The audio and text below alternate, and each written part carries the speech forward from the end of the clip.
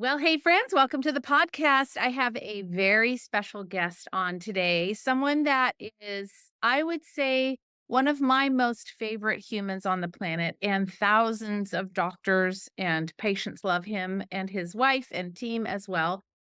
And that is Dr. Bart Precourt. I've had him on the podcast several times. He's always such a huge fan favorite, I'll say. And I think it's because his approach is just so unique, meaning he's just the real deal and he loves people. Like he really cares about people, but he's also a great businessman.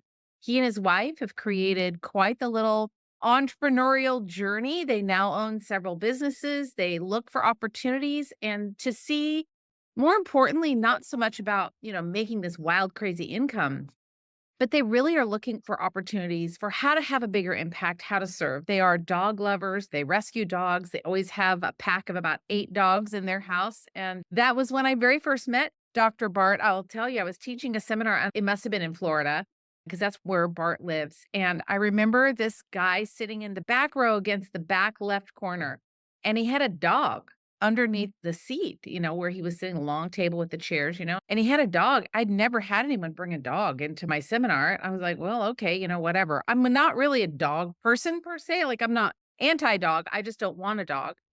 And I remember thinking, well, this is interesting. And he was real quiet. He didn't really say much. And at the end, he kind of lawyered and stayed and hung around. And I had an opportunity to talk to him. And as soon as he opened his mouth, I was just drawn to his kindness and his love and his sincerity and how much he cared about his dogs. And Bart's just one of those people that you meet and you go, I either want to know you, I want to be your friend, but I think that I can really learn something. So this conversation has no point.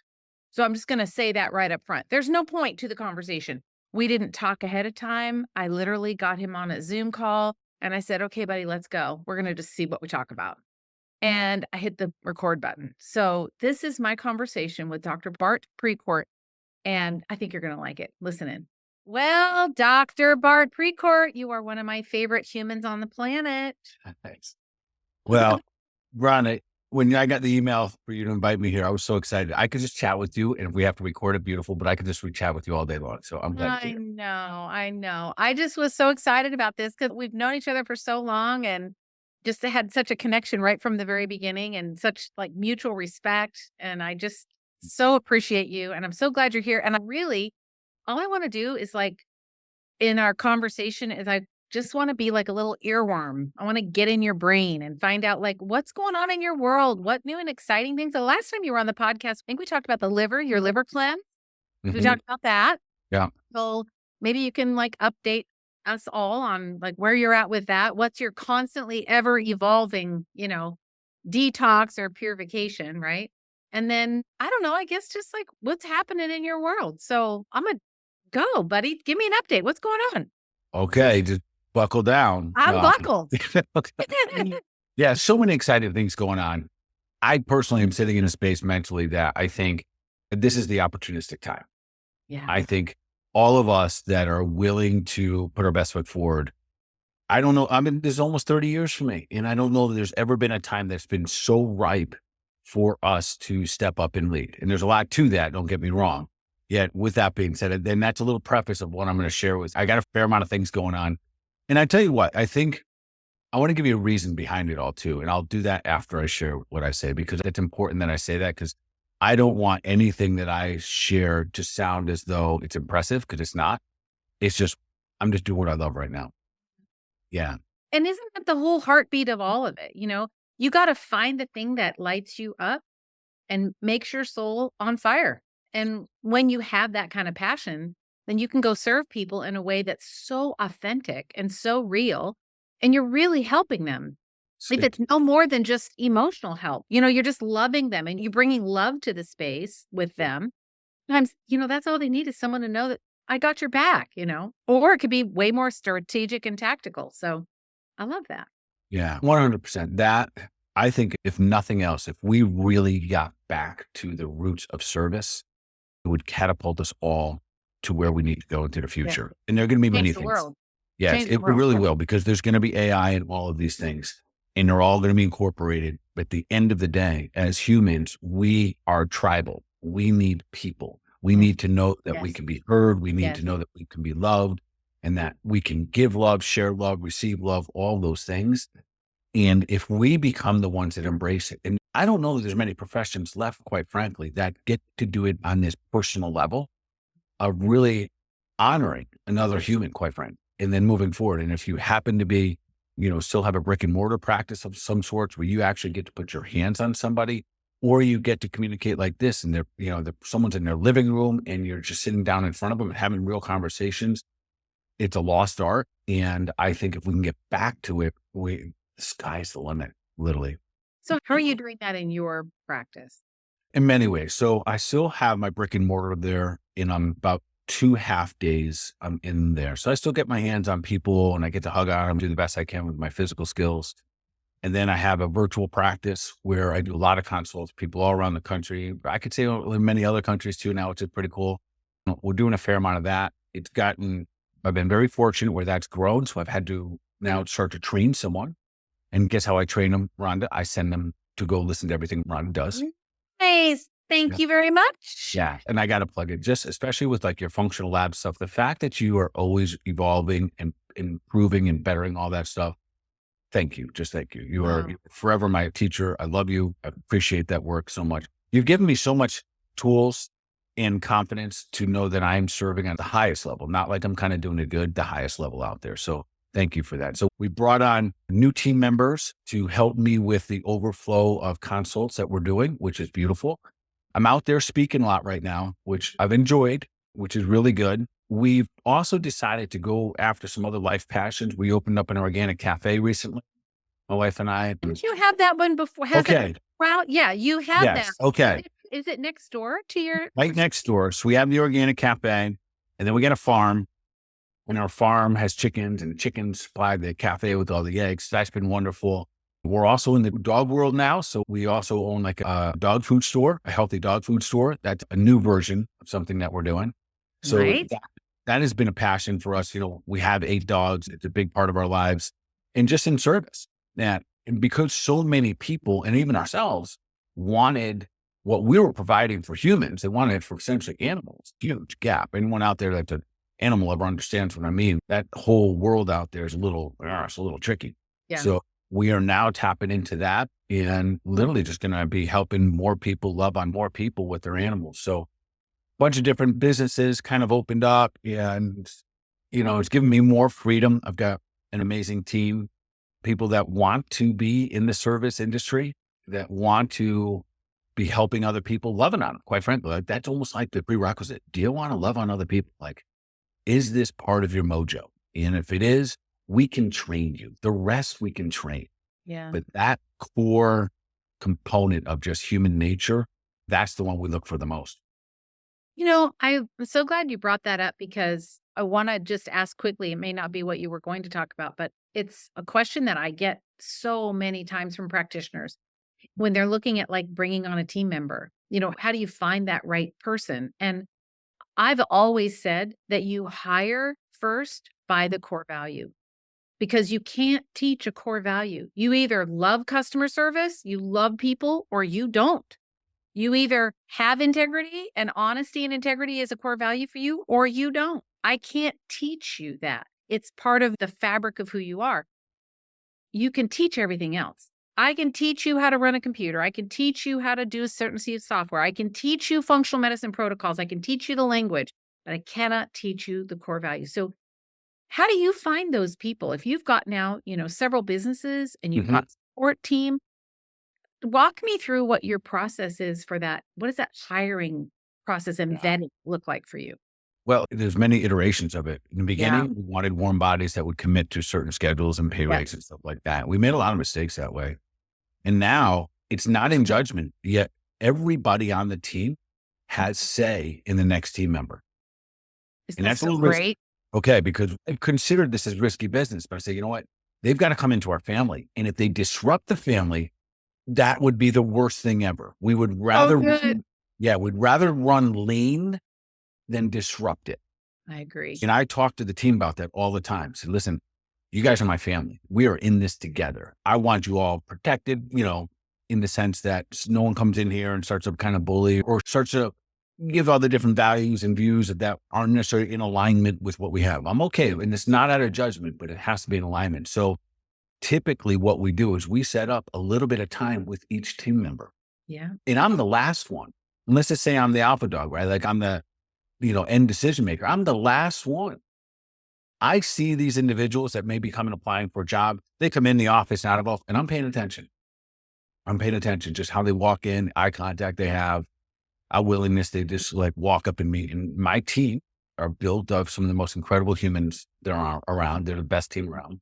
And I know who they are. So they're going to be honest with me. Oh yeah, I think so-and-so is fantastic. They seem like they were here forever. And that's what I'm looking for. Yeah.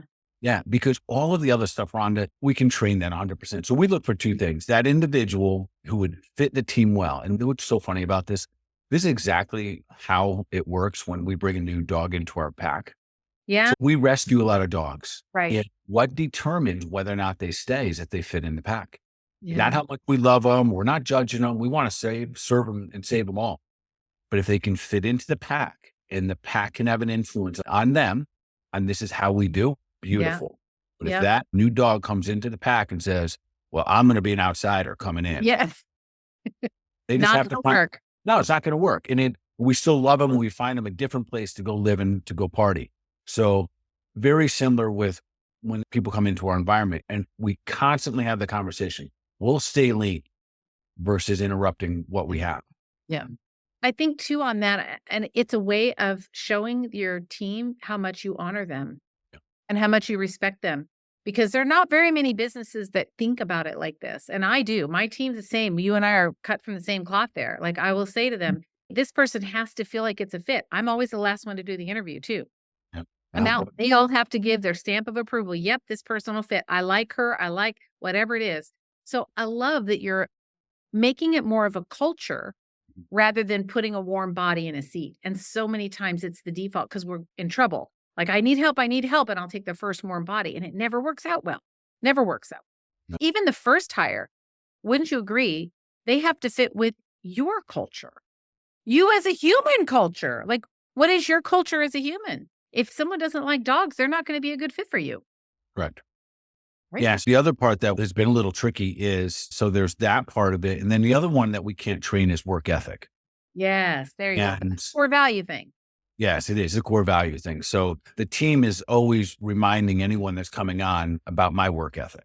And they remind that we get after it. And there'll be times we get to go full steam, and there's time that we kind of pause and coast a little bit. And it's really not predictable, and that it's all in when we need to go all in all the time. So we have these conversations, and then we get a feel from the feedback, and we learn real quickly. People that, if it makes them nervous to think, oh, wait a minute, you mean sometimes you might work 14 days straight? Yep. Sometimes it happens. Yeah. And then, our vacation policy is pretty much this: as many vacations as you want, as long as your team has your back. Yeah. As long as the team has the back and the business itself continues to thrive while you may be absent, they don't need to check with me. They do not. If someone's off, I know this might not be great policy for everyone. And if so-and-so is not there, if Emma's not there, I'd be like, hey, where's Emma this week? And be like, oh, she's in blah, blah, blah on vacation with her mom, and we got her covered. Awesome. And so we're comfortable with those kind of outside things. And we found over the years that make people really, those are the added perks, I think, that we can provide that keep, retention, frankly, because it's turnover is tough. Yeah, it's the most expensive thing that you can do in a business is hire and train.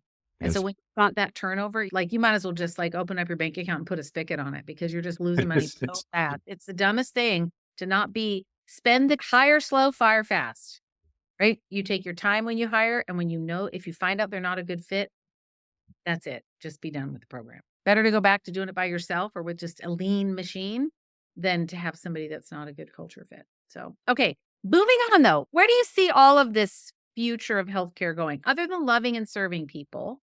I think that's the important question. I think that's a question we all need to start asking. When I'm on the road speaking, it's the buttons I'm pushing. So, I go out and speak a lot about nutrition and mostly gut health and stuff like that. And yet, no doubt, 30-40% of my messaging is, who are you as a leader? Yeah. How bold you're willing to be? And do you view yourself as a leader? I still think that we missed an amazing opportunity as natural healthcare providers during COVID. I think right now we should be the absolute tier one leader when it comes to health. They failed. They made a mistake. They also put us in a position where everyone in our country now takes supplements. We've been trying to get people to do that for decades. We can't do Yeah. it. Suddenly, now everybody has at least vitamin Everybody. C. Yeah. Everyone has something. So they set us up. They teed us up. And I don't know that we excelled, even though it was teed up. And I think there's a lot of reasons, a lot of men and women out there like myself. We got like, whatever they call it, banned and spanned, like all that kind of stuff on social media. But so what? You keep fucking along. But I still believe the opportunity is there. I still believe the general public now has a question in their eye and says, who is out there that's going to lead me to the health? There's always going to be people that do not want to put work into health. That's okay. Right. God bless That's them. right. That's right. They're not my people, but They're that's not our people. That's right. But there's a lot of people, and there's evidence on social media. There are gazillions of people looking for leaders, Yeah. which mean that we got to put our hands up. Yeah. And we have to say, I'm over here. I'm right here in your community. I'm right here on Zoom. This is how you reach out to me. This is how you contact me. And I think then a little bit goes with this, Rhonda. I think absolutely we need to be walking our talk better. Yeah. Oh, I agree. I so agree. And I kind of don't like this conversation right now because I'm probably at this very moment, I don't think I'm walking my talk very good. Okay.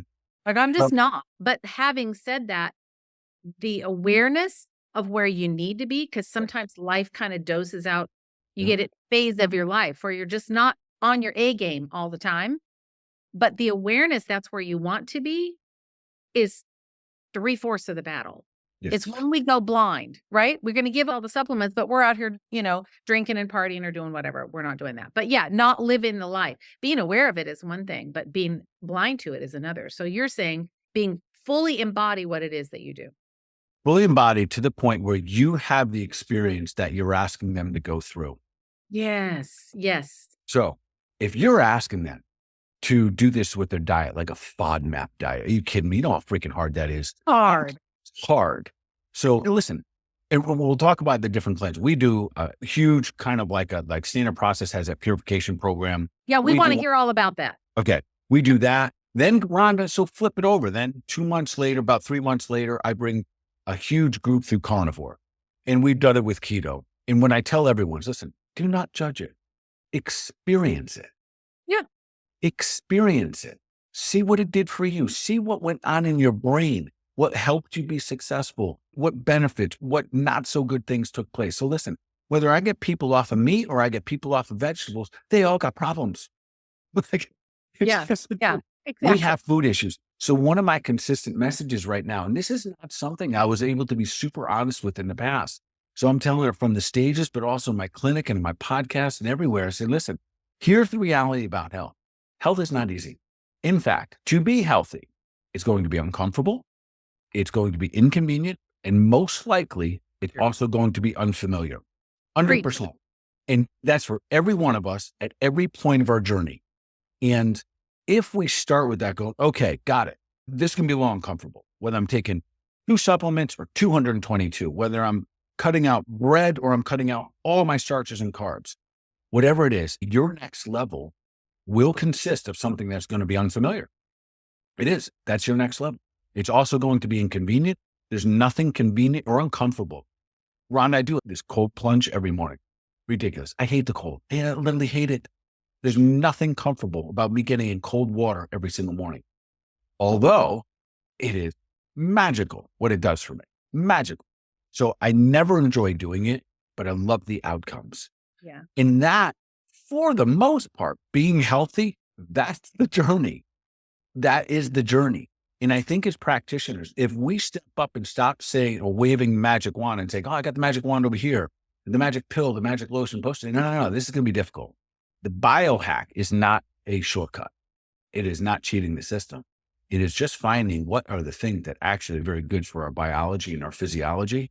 And let's do those things good. I love this. I knew you were going to come through for me, friend. The reason I love this is because you're setting the expectation very honestly with the patient. Look, this is going to suck.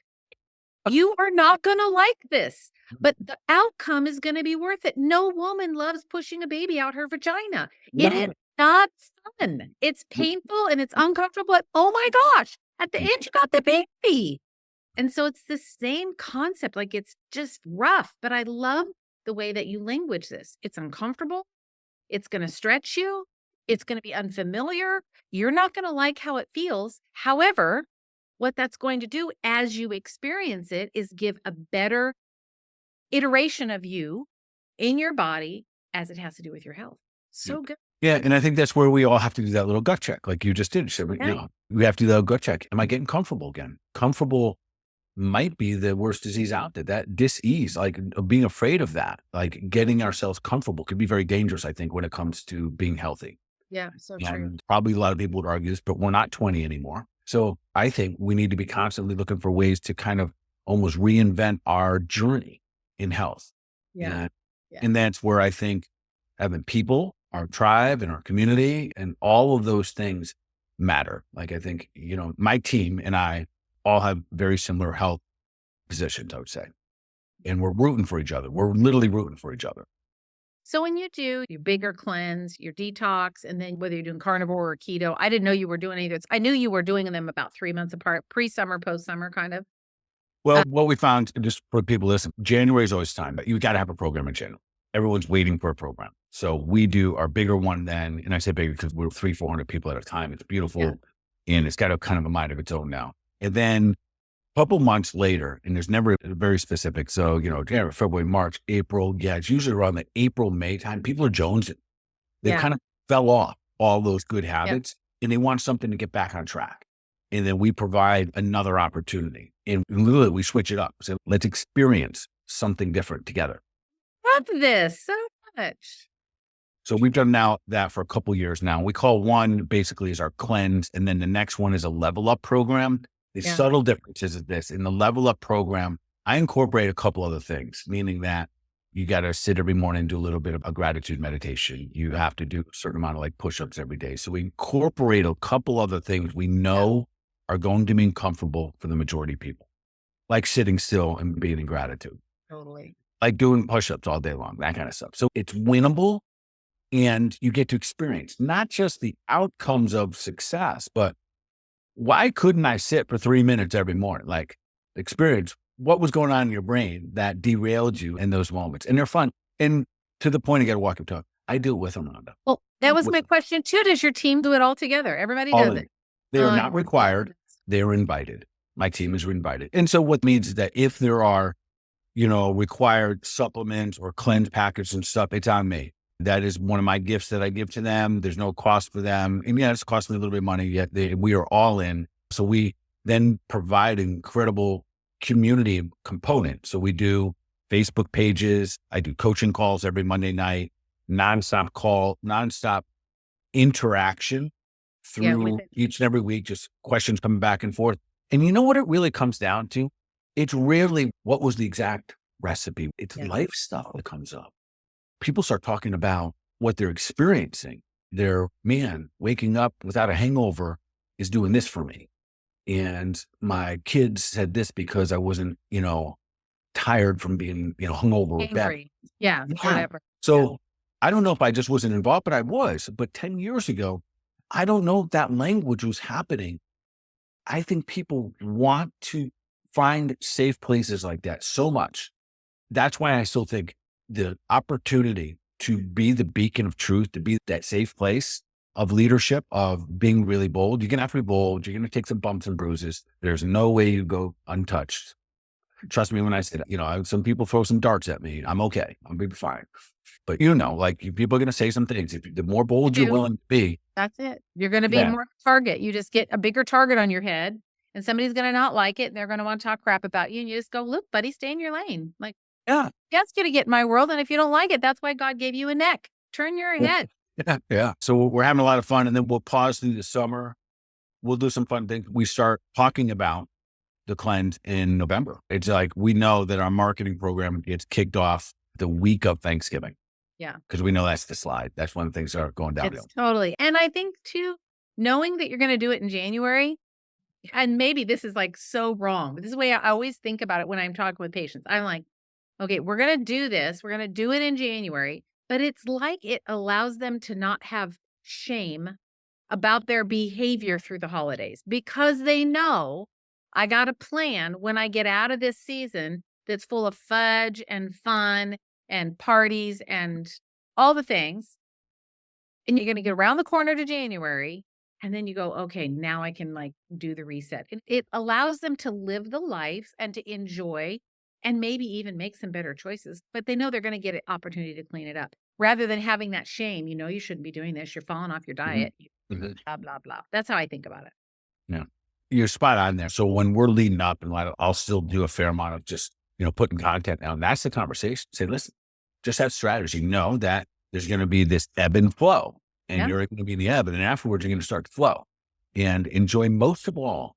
And I try to get them to do in those moments to enjoy and focus on people more so than the food and the alcohol and see if they can start to make that emotional change, Their little shift, little shifts. Yes, I love that. Yeah. And no different than whenever people go out to eat and stuff. Tell them, listen, why are we really there? Where are we out to? We're there to be that human that's sitting across from us. Yeah. That's it. So food, schmood, like it almost doesn't matter. You're there to be with that human and make sure it's always about the human and the conversations that we have and how present that we are. And it just gives a little more perspective that, what, I can put this food in me or not, but the fact that I'm getting to sit here with my wife or sit here with my friends, this is awesome. And I'll come back to this restaurant because I got to do it. The memories were made here. So Yeah. yeah, there's little subtleties here. I love this conversation because it's such a great way to kind of rethink the way that we position ourselves in how we relate with people. It becomes often very transactional. Mhm. You make an appointment, you come in, I'm going to review your labs, I'm going to give you some supplements, I'll see you in 3 weeks. Mm. And it's transactional. And there isn't anything wrong with that. But when that's all it is, and there's none of this heart to heart connection, like where you just get somebody, you just hold that space for them, you just be with them. Like I had a lady this morning I was talking to, she's crying. And I said, it's okay. Like, let's Mhm. just do this together. And we're going to just do this together. But you just hold that space for them. It takes it out of the transactional realm and creates a place where people can feel safe. And I think not everybody, but some of us maybe have kind of gone away from that into the more transactional side. That's why I love this conversation because you're kind of bringing it back to connecting human to human. That's Mm. kind of what you started with, just from here, holding the space for people. Yeah, I think the majority of us get in it from here. And Yeah. then as we get in and we realize, oh, we got to pay rent and then pay a mortgage and those things. And I think it's natural if that, like, oh my goodness, I've been focused on just my business management for a little bit. And I think you kind of got to go through those and learn those different things. And then hopefully your heart brings you back to where it is. I get asked all the time, Doc, why are you so practicing? Can't you retire? And I can retire if I wanted to. But there's a part of me that, well, I do have a lot of things I could be doing, but nonetheless, I'm enjoying that connection with people. And I'm not doing it 5, 6, 7 days a week or anymore, anything like that. But there's something special about being in that front line. And it might change. We might have this conversation in 6 months or a year or something like that. I might say that I had to move forward. Yeah. That's Yes. your season. Your It season's is. over. It And you're is. still in the season of I still want to love on people this way. This Yeah. is the language and the way that I'm going to love on my people. The impact is, that, when I start thinking about, if you're asking me, like, what do I see the future, it would be for the healthcare and for myself. Now, the conversations I have with myself is, where am I going to have the biggest impact? And which means that I won't be able to just be doing one-on-one to my office. Right. So, Right. right. So there's that conversation and we're building some things. We're really working on some things to take it to the next level. This past year has been great in terms of the audiences I've gone to. Almost all entrepreneurs, you would love it. You would literally love it because Would love it. yeah, the mastermind, I got invited to all kinds of different mastermind groups to speak throughout the country. And there's a certain mindset there, right? They're all entrepreneurs, their mindsets. Some Yeah. might come in, they would just be all doctors of different professions and stuff like that. So I've really had the opportunity to tap into a lot of the leaders out there and what are they thinking of and where does health fit in their lives? And it is this conversation right here that I'm having with them, that to be the best version of ourselves, again, we're going to have to get a little uncomfortable, inconvenienced, and most likely unfamiliar. In that message, I almost said that off the cuff, like just talked about it. The reception from that conversation, that honesty, I was like, wow, that was interesting. I didn't see that coming. And so that is a consistent part of our messaging moving forward. And I think everyone needs to hear that. I think people just want to hear some truth. It's because of that transactional thing. It's a lot of like, oh my goodness moments. Yeah. The magic wand, man, it doesn't work that way. It just doesn't. Yeah. I know. It's about the connection and the people. And after what we've been through, the last 3 years, and they're probably gonna try this kind of bull crap again. Oh, definitely. Definitely. They're Someday. gonna Yeah. try it again, and people are smart and wise to it. And I think, all of us in our world, our sphere, we're gonna say hard no, thanks, but no thanks, not doing it, not playing your game.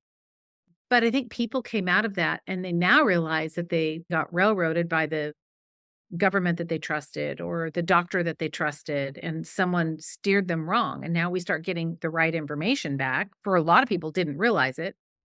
And then this is where what you started with is like, how do we become that person in the community that says, I'm here, I'm right here, I got your back, let's do this together.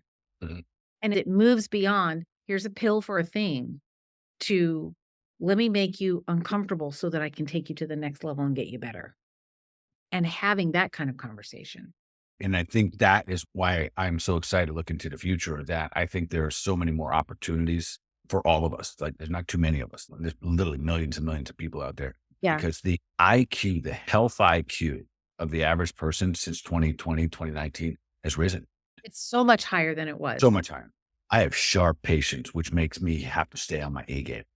No kidding. Yeah. No Yeah. kidding. They know things. I'm like, whoa, what do you know that? And, I love it. I literally love it. And I would encourage all the docs to listen. Your patients are smart and they're getting little bits of information all day long at a clip at 60-second bits on TikTok and Facebook. And they're leveling up their health IQ quickly. And so be ready. Like we got to sharpen your sword. We stay on top of that too by doing that exact thing, being on your A game, Yes. doing what you're asking your patients to do. So if you're asking them to do, a cleanse, we'll use that as an example. Well, you better be doing it with them. And or you've done it maybe 1 or 2 times during the year. Like you are ahead of them. You're not just doing it with them, but the teacher in us, the doctor teacher, we're always a few steps ahead. Like we are out in front. That allows us to lead, but you can't lead if you're not doing the thing at a greater level than what you're asking someone else to do. And I think, you asked me if my staff does the cleanse with me. Yes. The answer is yes. So I have an all female staff in my clinic. And, so to invite them to do the carnivore cleanse wasn't like really up their game, like they weren't excited about it, but the experience they had was amazing. And so their ability to share with the community, the truth of the matter is, if you still have a brick and mortar business, your staff spends more time with your patients than you do. That's Yes, the reality. 100%. Their Absolutely. conversations are different, et cetera. They're going to ask them for more health advice than they ask you. So what do you do about such and such? You're like, they never asked me. So for them to have the experiences and for them to be going through things with me and with the team, having the experience of, and I said, listen, if there was uncomfortable parts, share that with them. Tell them. And then also if you were able to overcome it, awesome. And share that, how you did that as well. So team, I can't emphasize enough. So if someone asks me, what's the most important thing often like about my business? I say my team. I would agree. They say, behind every successful man is an amazing woman.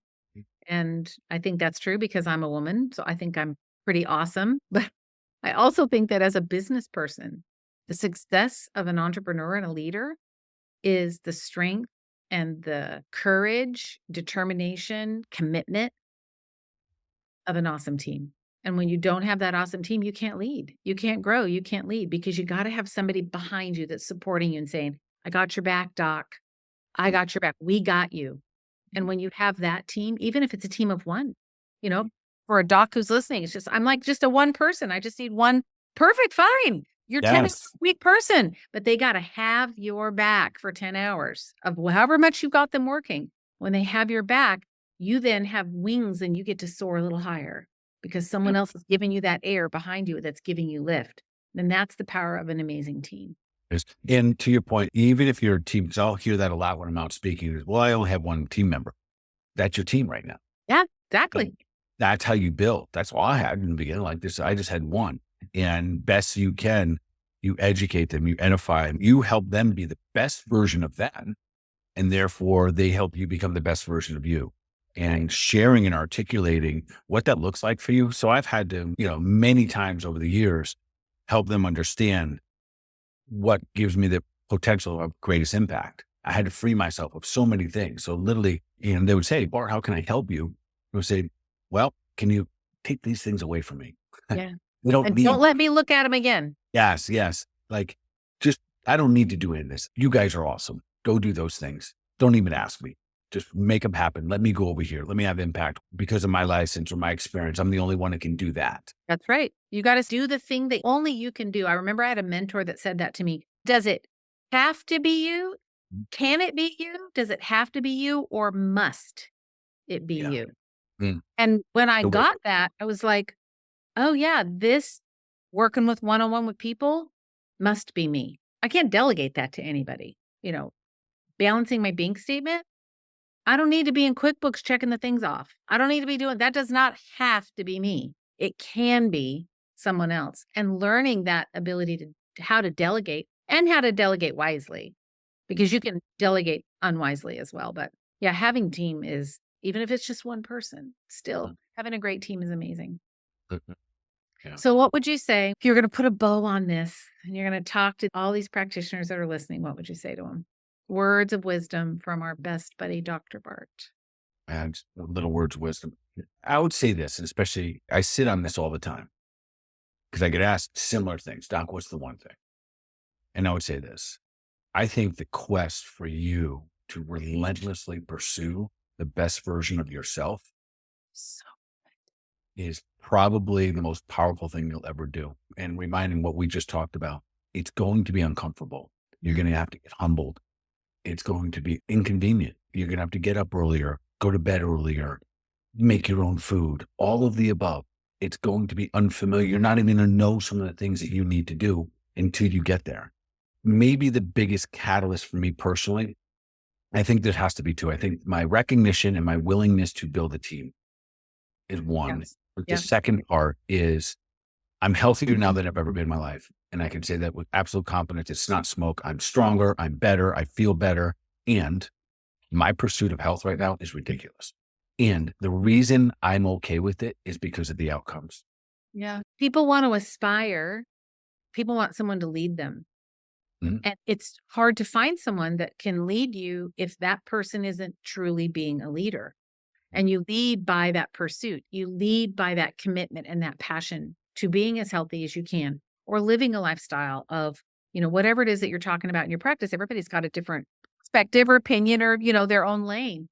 But I appreciate that so much. It's just like being in radical pursuit Mhm. of being the best human being I can be, whether that's in the way that I communicate or, stop swearing or be more complimentary, do the right things for yourself, get in the cold plunge. You're going to have to really work on me with that one. I'm just sorry. I'm just saying. I know it's so good for you. I hate it.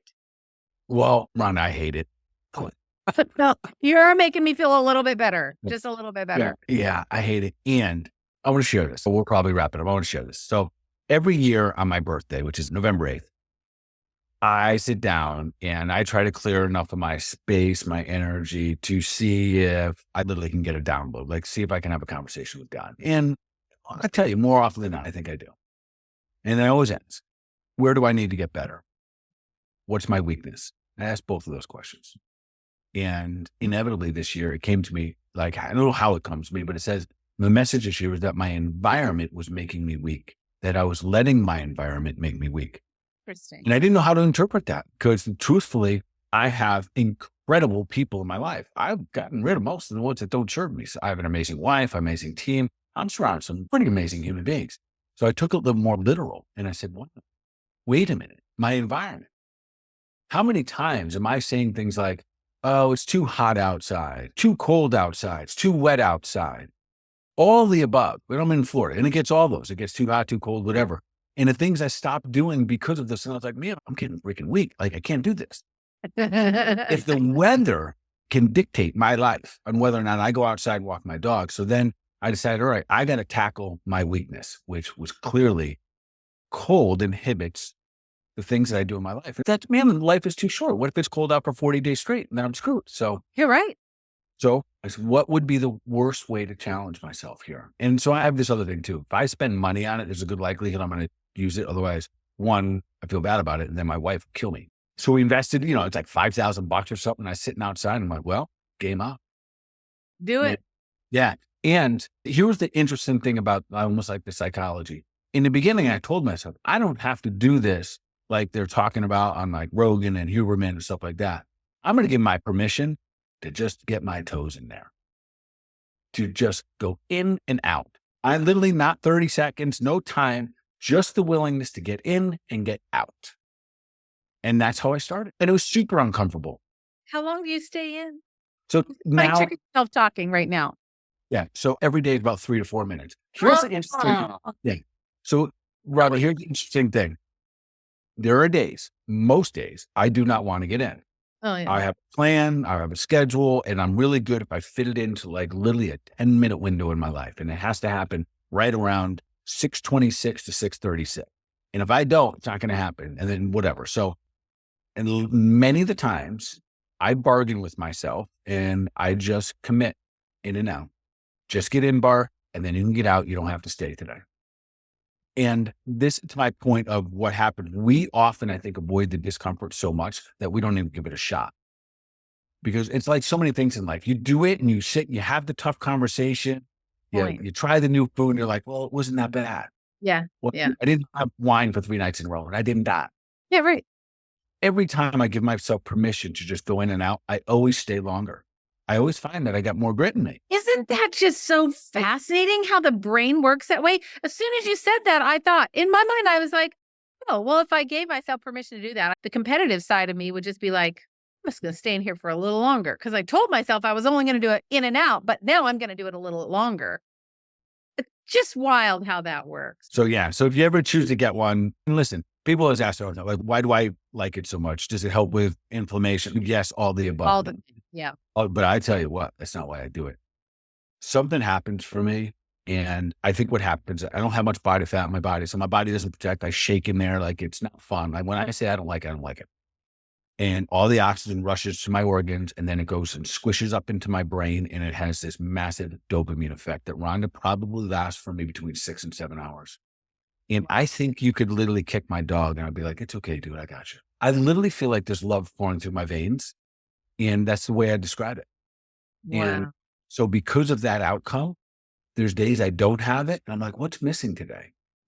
You can feel And it.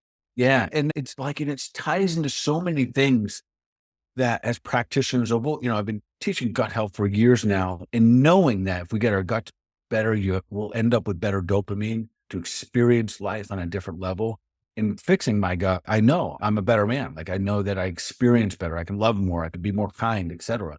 Not that it wasn't before. I just know the experience is different Yeah. now. Yeah. So now it's just all like tying together. It's just kind of a nice, fun journey. Oh, all right. Well, I'm going to think about it. I'm not going to promise anything. Well, don't talk to Kelly then because Kelly's still like just getting her feet wet. She hasn't been. Here's what I said, ladies, if you're out there listening, if you're in perimenopause, do not cold plunge. You're not a cold plunger. It's not the time. If not the time in perimenopause, that'll No, be, no, you no. got to be through all that crap, way before all that crap, but do Yes, not do yes. it in the middle. Yes. Yeah, I'm gonna second that one. Well, Bart, I loved having you on. Mhm. We could just talk Yeah, for we could ham it up. one of these days. I was just in Orlando, and I thought when I was there, I was just flew in really fast and flew out, and I thought one of these days I'm gonna come to Florida and I'm gonna say, "All right, buddy, I'm coming to see you." Great. Rent a car. I'm gonna get my butt up there, and I'm gonna come and hang out with you because you're one of my just most favorite people. And thank you so much for taking your time out and just sharing your heart. And I hope that this has been like inspirational for everyone who listens. I Well, just appreciate you so much. thank you. You're a sweetheart. I will look forward to this since I got the email. So thank you for keeping me in your mind and in your thoughts and giving me the opportunity to speak to everyone and just share some time with you. Rhonda, I'm forever grateful for you. And this is not a plug for you, but it is at the same time, forever grateful for you. Your ability and willingness to teach the way that you do is second to none. And you give me great an opportunity to serve so many, literally thousands and thousands of people. So I thank you. I love you. You're awesome. And anytime you want to chat, anytime you want to come to Florida, you are 100% welcome. I'm going to hold you to that, my friend. All right. Thanks, Bart. Well, I don't know quite what to say about that conversation except that my heart is full.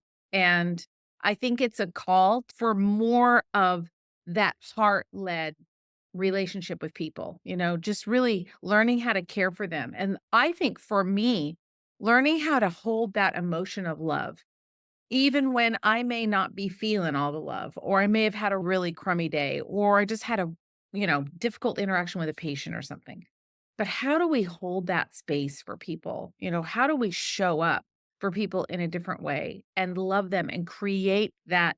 Because that's what people want is they just want connection. They just want to be with you. And how do you find your zone? What's right for you?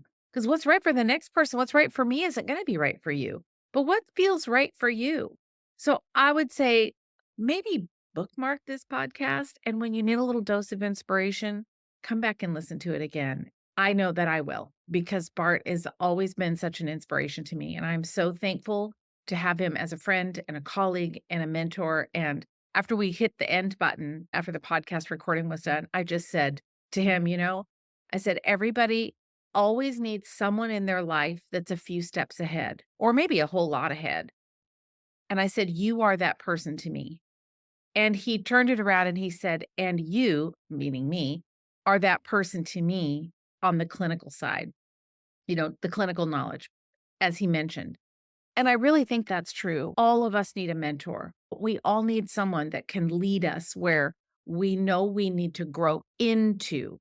And as long as that mentor is a few steps ahead and they can lead you from experience, from their own knowledge, their own personal journey, whatever it might be, those are the people that you want to like hitch your wagon to, right? Those are the people that are going to take you where you can't go on your own or without having to go through the school of hard knocks in the process. And I think that's what Bart has been to me. And I hope for many of you that I can be that person for you. And I have been that person for many of you. And I love that. And it's such an honor to me. But I want you to know that we all have someone. And Bart is one of my someones. I have several, but he is one of them. So I hope this podcast was super inspirational for you. If you'd like to know more about how to hitch your wagon on my train, you can always get Inside Clinical Academy. That's where you're going to learn. I'm going to teach you all of the clinical things. That's rondanelson.com/clinical academy.